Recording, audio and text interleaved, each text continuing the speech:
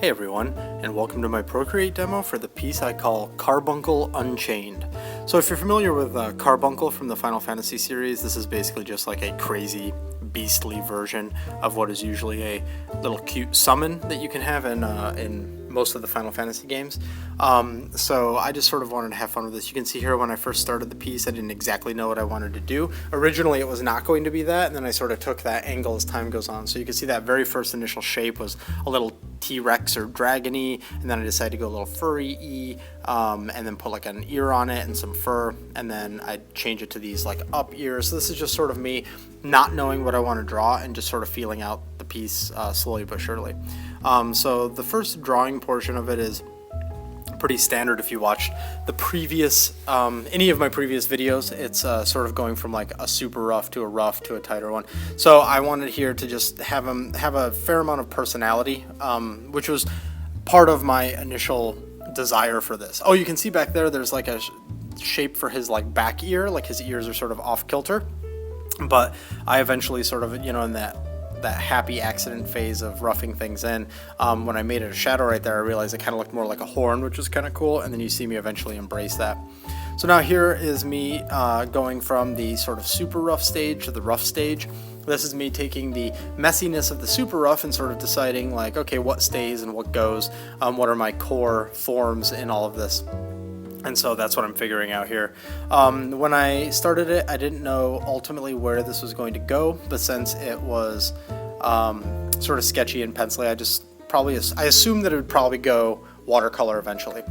So you can see here, I put that ear in, and then I go up, nope, I kind of like it better as a horn. So I swap it out as a horn, and I put the other ear back there. Honestly, like design-wise, maybe not the greatest idea. Oh, and then I throw in his hand in the foreground. Probably not the greatest idea to just have those like three things that are all similarly shaped sticking up there, so you can see me sort of tweak it a little bit later. But I think that once it gets into the color blocking, you can see that by making that really red and the rest of him really blue, it sort of solves some of it, visually at least. So now I've moved into the clean line portion of it. This is just, everything is tighter, more deliberate. I'm shrinking the size of the pencil much more. This whole thing was drawn with the fat pencil that I use in everything. The link for that video is in the description where I describe that pencil. So now at this point, I'm just making sure that my pencil tip is smaller, because with it being smaller, it's more like a needle, so it's more detail oriented. So like that is where I go with the fat pencil, which is why I built it in the first place. You know, I've talked a lot about that and how all I did was adjust the max size of it, and that's really so that I can make it big, so that I can do messier, blotchier, just sort of things where I'm getting an impression of what I'm trying to draw, and I can shrink it down really small, and I can do all these sort of finer details with it. That's the whole idea behind the fat pencil, really. So that's what I'm doing, going in here and tightening it up. And so as the stages go, the mental state that I'm in sort of when I'm drawing is the really rough stuff is really just like, what the hell am I drawing? What do I feel like drawing right now? What shapes are resonating with me right now? Do I get an idea in the middle of it and go, oh yeah, I really want to draw Mario or something like that? Then the rough stage is me saying, okay, well, I've found something that appeals to me. Let's try to actually make this a thing, something that's a little bit more tangible, something where I'm actually making decisions about what it is. And then at this stage, my mental state is all just about line weights and separating forms and making sure that I'm sectioning out sort of like this is the bigger shape, and then it's got smaller details within it. So it's really sort of three very distinct mental states when I'm working on it. So when I'm doing this part, this is obviously way longer than the other phases, because I'm actually caring about what I'm laying down from a craftsmanship point of view, from a precision point of view, whereas the other stages are just purely idea and creative and decision oriented.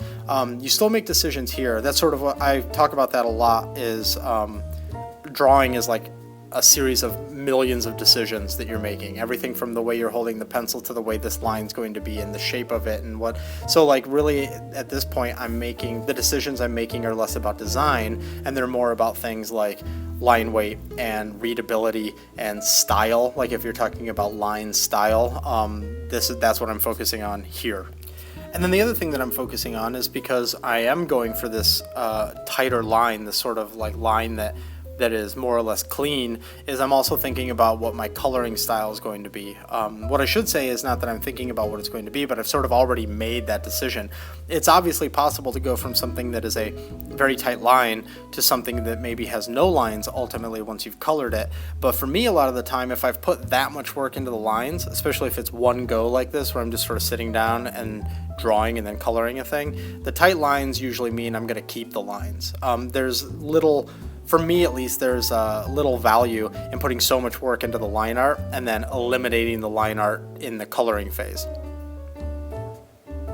That's why, like, for instance, if you've seen my Pink Hair Girl book, I put all of the roughs in the back of the book, which, by the way, you can go to my website and you can download the PDF for that if you want. It's for sale there. I don't have the physical copies right now because I'm still figuring out the German mailing system. But anyways, in the back of that book, I do thumbnails of all the roughs. And if you ever look through that, you'll see that some of them are like very finished drawings and others are like really messy digital like impressions almost sometimes of what they ultimately end up being. And that's because the drawings are ones where I'm sort of like just out and about and I'm drawing on paper and I want those to stand on their own, and then later I go, oh, this one would be good for the book, I'm going to render it up for the book. But the ones that are digital and they're really rough, those were always intended to be in the book, and that's because there's a certain point where you don't need anything more than the general design, and by putting tons of extra effort in the lines, if you know that it's ultimately just going to be a really rendered piece,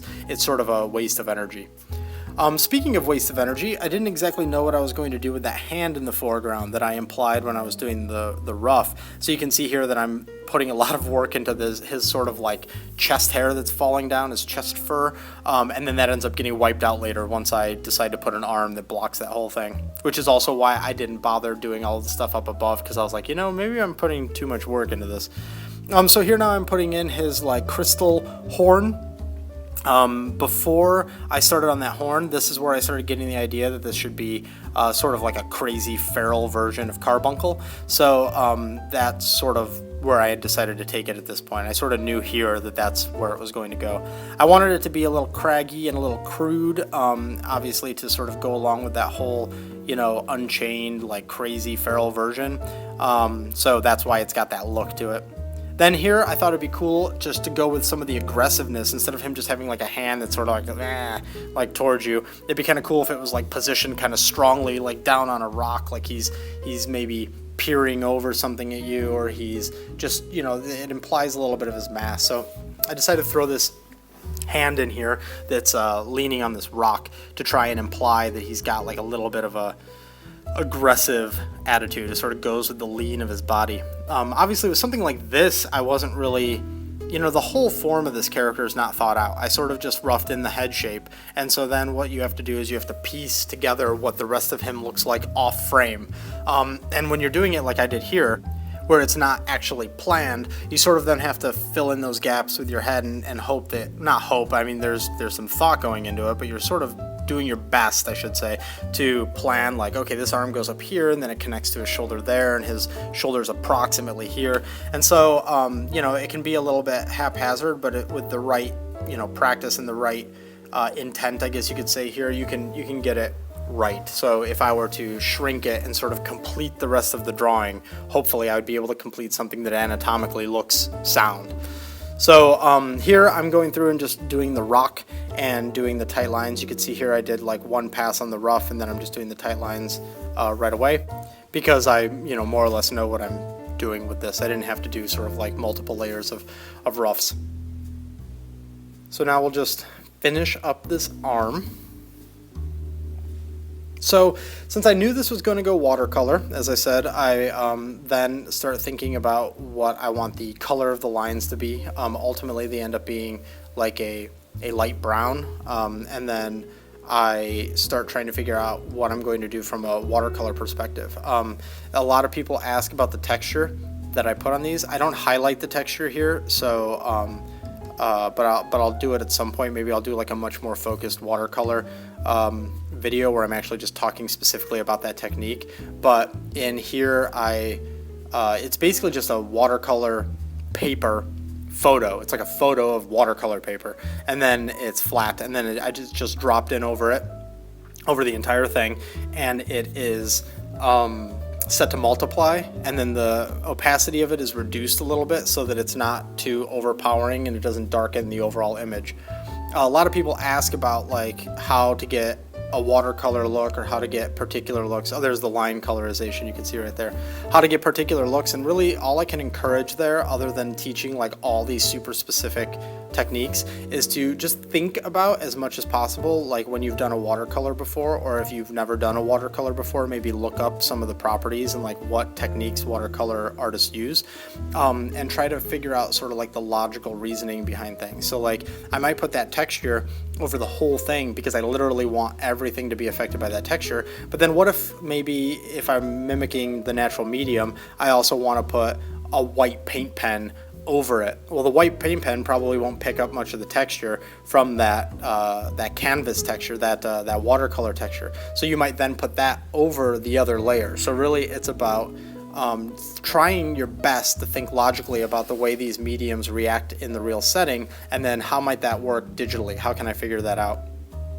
So in this, I laid all the flats in using the watercolor brush just to maintain consistency, and then I'm going through with a multiply layer that's like a light purple. And then I am using the select paint, select clear method to go through all those layers in the layer stack. So if you're looking for that, I've linked that below as well, and you can go back and see sort of how that method works. And so I'm doing that, and I know that I want that crystal to look a little bit more glowy and a little bit cooler, and I wanted to specifically not be super accurate with representing the fur. So like I don't go into making it, you know, look like fur. I'm honoring some of the drop shadow that might come off of each one of those pieces, but I'm not actually trying to make it look like fur because I want to maintain the stylized look.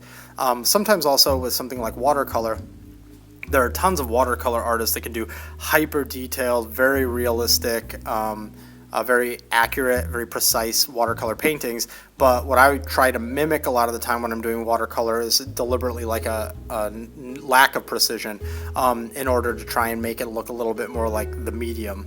Trying to embrace a little bit more of the watercolor look, even though a really talented watercolor painter might be sort of going against that to a certain degree, depending on what they're looking for.